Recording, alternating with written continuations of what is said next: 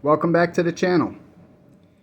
Today's video is going to be a 32 appreciation build update, an announcement that I have entered the Deep Junk Garage shop build, and I'd like to do a shop card shout out.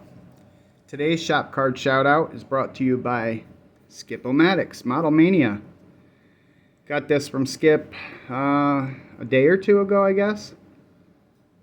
And I love this card. I love the AMT cat. I love the humor of the card and the kind words. Thanks again, Skip. I really appreciate the support of the channel. Everybody, I am kind of overwhelmed lately of the support that I'm getting. You know, I don't do this for the fame and fortune, guys. You know, I'm doing it to learn from you guys, and if there's somebody out there that could benefit from what I'm doing and learn from, you know, the builds that I'm doing, man, that's what it's about. That's what this whole community is about. So I thank you guys all for the support. All the likes, the comments, all that. It's just great. Man, when I started this channel, let me tell you a little something. I used to have a group, okay, and I think I mentioned this in my intro video. I used to have a group called Time Machine Scale Model Enthusiasts or something like that, and at first it was really good, but then it petered out, and it got really stagnant. Mike Hintz was part of that group for a really long time, and it got to be that Mike was the only one posting anything for a really long time, and he would post some amazing builds. And then Mike left for the greener pastures of YouTube, and pretty much nobody but me was posting at that point. So I realized at that time that I needed to do something about it. So I was like, man, there's members but nobody's doing anything, so maybe I need to switch admins, get some admins fired up to build the group and whatnot. But I got to a point where it was just stagnant. No matter what I would do, nobody was doing anything, and I could never understand why. You know, I had started that group because of the lack of freedom, I guess. I had left other model groups because there were people that were overzealous, and you know how it is. I mean, you say the wrong thing or you post the wrong model, and all of a sudden you're on the ban list. Well, I didn't want that. I wanted people to be able to post their builds no matter what their skill level, and enjoy being part of the group and showing their stuff off, learn from other model builders and stuff like that. Well, over time, it just really never panned out. So basically, earlier this year I made an announcement that I was going to start a YouTube channel, and I still drug my feet. I mean, this was in the planning back in the end of 2021. Said by January I was going to do it, and I never did it. And to be honest with you, I got to a point where it's like, you know what, why do it? I'm not going to get any traction. Nothing's going to happen. You know, I'm just going to be wasting my time building model cars, showing model cars, and I'm going to get like 5 subs, right? Well, this is why I'm so surprised that, you know, how many subs I got now. And I don't have anything like Matthew does over at Model Car Videos, but it is, what I've got is it's pretty overwhelming how fast it's happening. So I thank you all for that. But going back to that group, I finally got to a point where I was like, you know what, nobody's going to do anything, so I basically archived the group just in case we ever want to go back there and whatnot. But and that's how Time Machines Scale Models on YouTube started, because I'm not creative and I couldn't figure out a name, so I used Time Machines. But that's all I want to talk about on that. I don't want to hash up negativity. I don't want negativity on my channel, and I'm not going to get into all the styrene plastic model building politics that circulate social media. So once again, Skip, Thank you very much. Thanks for the support of the channel. I appreciate it very much. I like what you're doing over at your channel. And folks, if you're not subscribed to Skip-O-Matic's Model Mania over there, go check out his channel. He does some pretty cool stuff. All right, on to the nitty-gritty here. All right, so you guys see the 32. It's slow going. I'm nitpicky. Sometimes I'm a perfectionist and I never quite get there. But you could see I'm never going to get those wiggles out. I'm improving them, but I'm never going to get them out. I mean, I even contemplated cutting out the doors and fixing that door frame and then gluing it back in. But that wiggle right there is never going away unless I cut it apart. And to be honest with you, I'm not going to do that. So we're going to live with that, and it's going to be okay. It might kick off my OCD, but we're going to be okay. So I've improved upon them. They're not as bad as they were.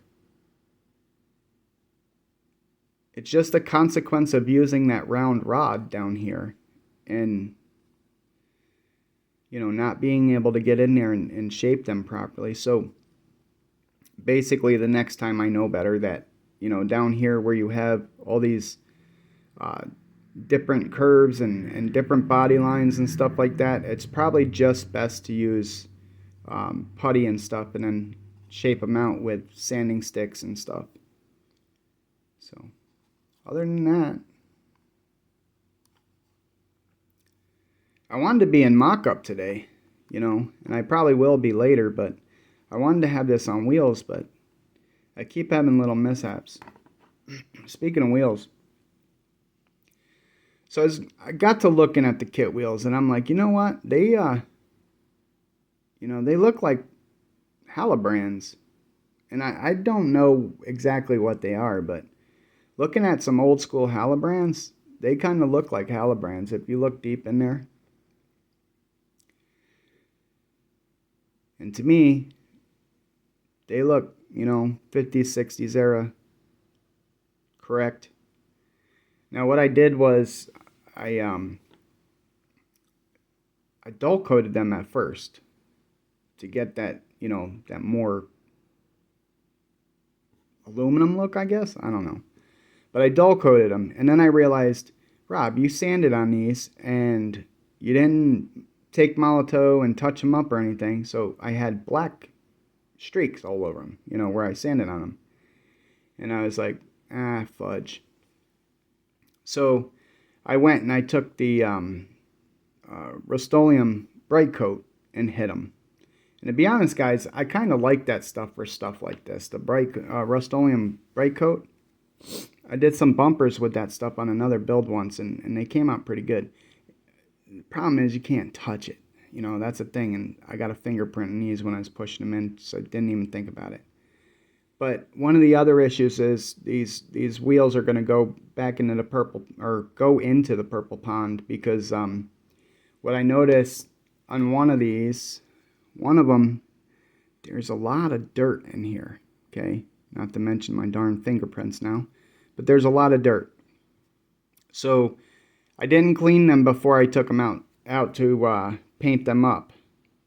So there's a lot of sanding dust left on the inner wheel. And once I painted it and I brought it in and it was sitting here, I was like, what is that? And then I realized there's a bunch of debris from me sanding. So I'm going to strip these back down and then probably reprime and repaint them. And also you will notice I don't have pie crust slicks. And here's a funny thing. I was digging through my parts box, and I don't recall building anything ever with pie crust slicks, which is fine. And I have lots of fat meats from Pro Street cars and stuff like that. I mean, for a while I was on eBay and I was buying junkyards of anything that was Pro Street, right? So I have Pro Street parts up the wang. Plus, I have a bunch of, narrowed rear ends and 4-link setups and all kinds of stuff from, like, Ted's Modeling and stuff. So I have a lot of Pro Street stuff stuffed away all over the place. Um, so I was digging through, and I had a bag of all these slicks, and I was digging and I was digging, and I was like, okay, what are these? And I noticed that they were the Mickey or the M&H Racemaster tires, and I was like, okay, they're narrower than the regular meats that come on Pro Street cars. They're kind of nostalgia, even though they're not the pie crust. And I was like, they may just work. And I didn't even have to spend a dime, guys. But so I think I'm gonna go with these. You know, I'll paint up the M&H Racemaster on there and stuff like that, and they'll be fine. So I had the body and the interior tub on the chassis earlier, and I noticed I put these in there. I mocked up the rear wheels to the chassis and the body, and it's just a little bit wide. Well, it makes sense because it's got to be wide enough to clear those fenders. So I've got to take a little bit out of the axle, and we'll be just fine. Whether I like the look of it, I don't know. But we'll see what happens. I'm going to go with it, and it's fine. And here's the chassis. Yes, yes, yes. This is something I never do, guys. I am one of those people that's like, the rear end's got to be black, the trailing arm's got to be this, and drive shaft has to be this color. So, painted chassis red, painted the rear end red, painted the traction bars and the springs red. Obviously, I'll get in here and detail things. The springs won't be red. But, man, that's where I'm at with this. I painted the interior tub that Tamiya Racing white, and I kind of like it. The seats are the same color, and I think I'm gonna go and I'm gonna paint the inserts a bluish color, and then I'll paint the racing harnesses on a different color that makes it stand out. I got other parts up here that are painted, and again, radius rods and everything painted red. The axle is, hold on a second.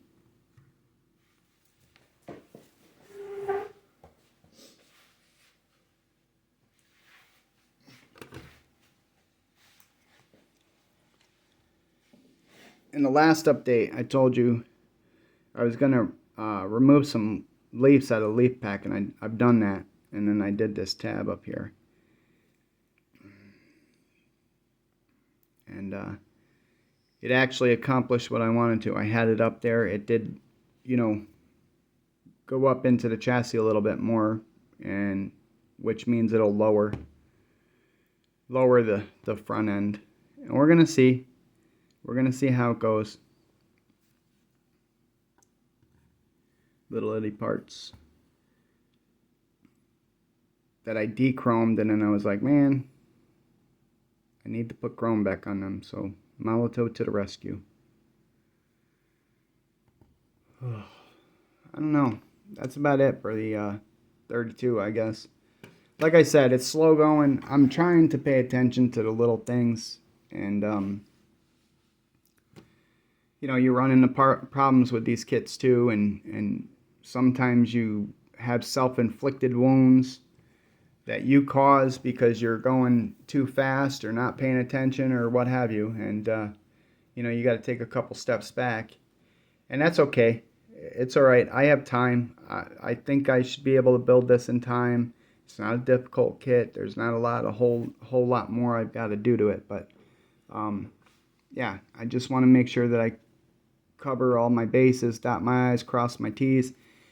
And what I'm doing, laugh if you will, what I'm trying to do is I'm trying to pay attention. I'm trying to think of, if I ever took this to a show, what would the judges see, right?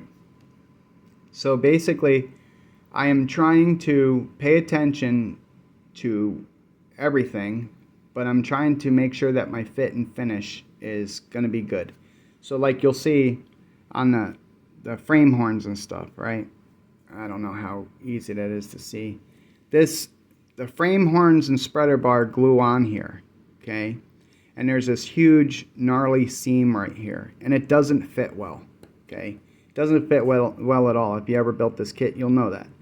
So I went and I filled that in as well. I glued it on, I filled it in, and I tried to remove as much of that as possible so it wasn't glaringly obvious. I will do the spreader bar. I think I'm going to just use some bare metal foil and do that instead of using Molotow or something or painting it. I think the bare metal foil will look a lot better wrapped around that spreader bar. Don't you think? But yeah, like I said, I'll get in here and I'll detail all this and stuff, and I'll paint the springs the different color. I'm leaving the I don't know. Are they 4-link bars or are they traction bars? Or are they like a combination of the two? Whatever. But I'm going to leave those painted red. And like I said, the radius rods, what are supposed to be the radius rods and stuff like that, are going to remain red, I believe. The sway bar is also red. So,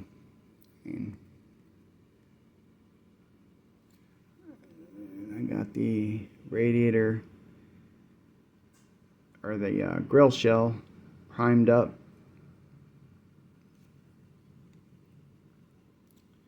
Ready to head to the paint shop. Alright, now I'm done talking about that. Alright, so Deep Junk Garage is holding a shop truck build, and I told them that I would join it, and I'm going to. I was already going to build the 60 Chevy. You guys know that. I've talked about it. I was already going to build this. I already had my direction planned out for it, and I'm still going to take it in that direction. We have till the end of the year to complete them, so that's not going to be a big issue. I have some purchases I have to make, and there's going to be some chopping. So again, another build where there's going to be some cut, chop, and rebuild going on, and should be okay. But I gotta say, I don't know about you, but what do you think when you see the 60 Chevrolet? I don't know, man.